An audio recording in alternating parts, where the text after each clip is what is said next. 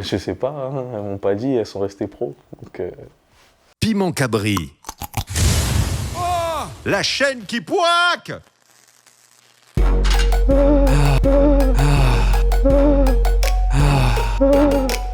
Oh. Je suis né à Paris, dans le 18e arrondissement, le 29 janvier 1995. Je suis comorien à 100%. J'ai commencé par... j'ai toujours un peu chanté, mais ça n'a jamais été ce que je qualifiais être ma passion, ce que je fais à côté, c'était plus la danse. J'ai commencé avec la danse, j'ai arrêté quand j'avais 14 ans, donc très tôt, parce que je commençais à un peu enchaîner plein de trucs en même temps. Donc j'avais la danse, j'avais les chants à l'école coranique, je commençais à enregistrer quand j'ai eu 12 ans, et à faire quelques scènes en tant que choriste.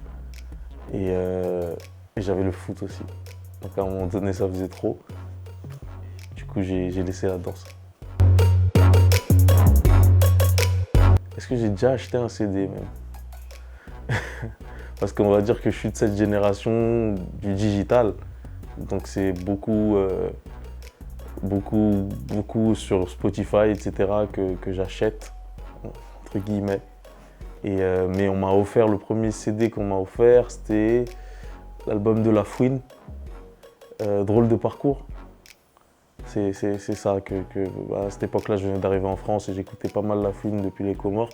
Et cet album-là, ma grande sœur me l'a offert. Au début, très turbulent, je cherchais toutes les petites conneries à faire en classe pour faire rire les autres. Après, je révisais jamais.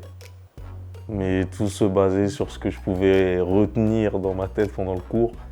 Et des fois, je comprenais, des fois après avoir saisi un peu où allait la leçon, pendant que le professeur répétait pour que ça rentre bien, moi j'avais déjà compris, je faisais mes bêtises. Et dès qu'elle m'attrapait, elle me posait la question, qu'est-ce que ça veut dire si, ça, ça? Et je lui répondais, elle avait la haine, mais c'était l'autre à côté de moi qui se faisait taper. Donc c'était ça ce que j'étais au début. Après, je me suis fait renvoyer de mon lycée, du collège. Et c'est à partir de là que j'ai commencé à me réveiller un peu. Et depuis, j'étais assez studieux, je bossais pas mal. Et au lycée, j'étais major de ma promo. Sans forcément... je peux marquer le départ en 2006 ou 2007, quand j'avais 12 ans. On va dire que c'est là où j'ai vraiment enregistré pour la première fois. Mais sinon, la musique, elle a toujours été là. Je chantais déjà, je me produisais déjà sous une autre façon, sur scène, devant des caméras, mais dans le cadre religieux. Mais sinon, la première fois que j'ai enregistré, c'est quand j'avais 12 ans. Oui, mon mentor. Pas mal de conseils, pas mal d'exemplarité dans la créa, dans pas mal de choses, même sur scène, c'est un monstre. Donc on va dire que même pour les quelques dates que j'ai pu partager avec lui, pour le Fuego Tour, j'ai fait sa première partie. On va dire que j'en ai beaucoup appris, même implicitement, on va dire. Parce que j'ai ce problème ou cet avantage où je me cantonne pas à un seul style, à une seule couleur, à une seule voix. Et ça fait que généralement dans les esprits un peu simples, qui veulent pas trop se compliquer, qui veulent juste écouter un son et kiffer, il faut leur donner une certaine logique ou un peu, on va dire, dissocier un style de l'autre.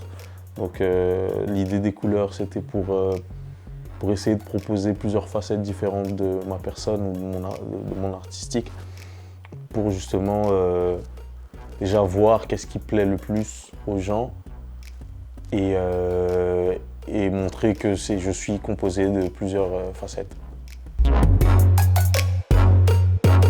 Je pense qu'on a fini, c'était une trilogie des 3 couleurs primaires.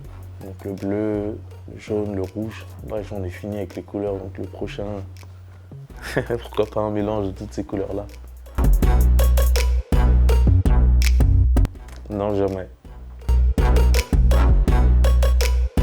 On va dire, j'ai pas tout fait encore à la Réunion, je suis toujours passé en vite fait. Mais on va dire je suis passé un peu vers les coins de Montgaillard, tout ça, la vue que j'ai de là-bas, je trouve ça beau. Donc on va dire Montgaillard.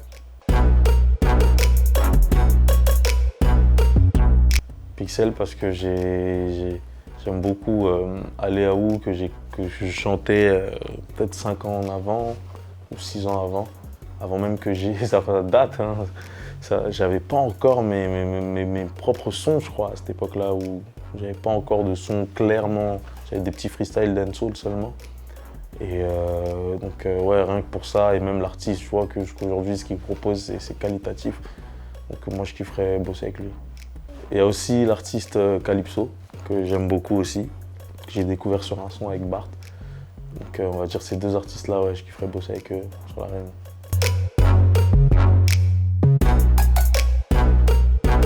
Je sais pas, hein, elles m'ont pas dit, elles sont restées pro. Donc je sais pas, s'il y en a qui veulent se manifester, donnez-moi des anecdotes à raconter.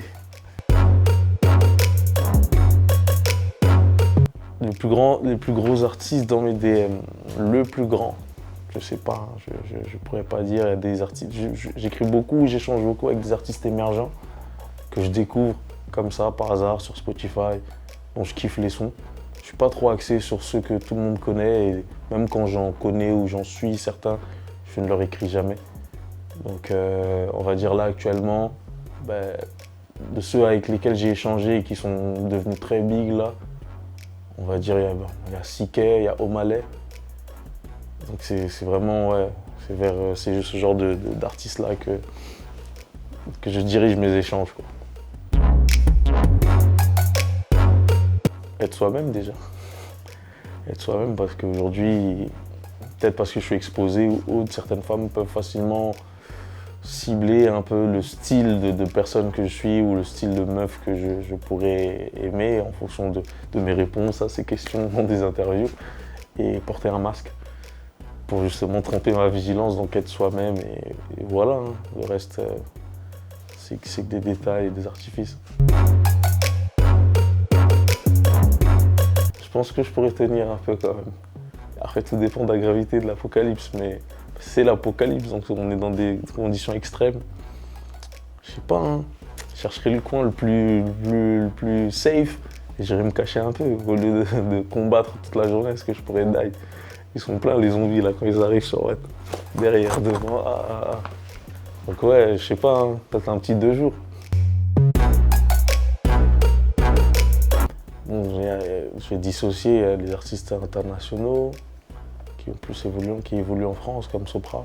Sopra, je l'admire beaucoup pour son humilité et son humanité, parce que des fois, dans ce monde artistique, dans le monde du business, de la musique, beaucoup perdent leur humanité, beaucoup perdent même leurs valeurs et leurs principes.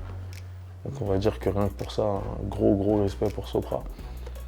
Et pour les artistes locaux, parce que bon, j'allais dire local parce que j'allais me diriger vers les femmes, j'ai beaucoup écouté les grandes artistes féminines de chez moi. Et je citerai Shamsia Sagaf, qui a beaucoup bercé mon enfance, que ma mère écoutait beaucoup et que je rechantais beaucoup avec ma maman. Donc dès que je mets Shamsia Sagaf, je suis transporté. Et dès qu'elle chante quelque part, même sur Paris, j'y vais, je suis devant la scène, je chante, je suis un fan. Celui que je préfère le plus, c'est le reggae dancehall. Parce que les autres étaient déjà là, on va dire dans la danse, j'avais beaucoup côtoyé le hip-hop, R&B indirectement. Le côté afro, le côté un peu culturel, afro, ces rythmiques d'Afrique de l'Est, je les ai de façon innée, on va dire, parce que bon, j'ai grandi dedans, j'ai baigné dedans, ça fait partie de mon paysage vital depuis. Donc on va dire que le reggae dancehall, c'est vraiment ce que moi j'ai choisi c'est cette culture musicale que j'ai choisi d'embrasser, j'ai choisi que j'ai moi-même aimé en fait, donc je trouve archi complète. Donc moi dès que j'ai un son dancehall qui est bien, je suis l'artiste le plus comblé du monde. Je serais métamorphe parce que je trouve ça c'est ennuyant d'avoir son truc et d'être enfermé, cantonné à un truc, Pikachu, que la foudre. Mais quand tu es un Pokémon qui peut des fois envoyer de la foudre, des fois envoyer du feu, des fois envoyer de l'eau, j'aime bien ça, moi. En tout cas, j'aime bien cet éclectisme, donc je dirais Métamorphe. Mon prochain projet, je peux pas te dire le nom tout de suite, mais ce sera un très bon projet. Et ouais, on retrouvera un peu tout ce que les gens ont pu kiffer à travers à travers la trilogie des 3 couleurs. Et je pense que ouais, ça sera très très bien calibré en fonction de ça, de ce que les gens aiment de moi et de ce que moi j'aime de moi-même. Parce que c'est aussi un très grand versus, un très grand débat chez les artistes.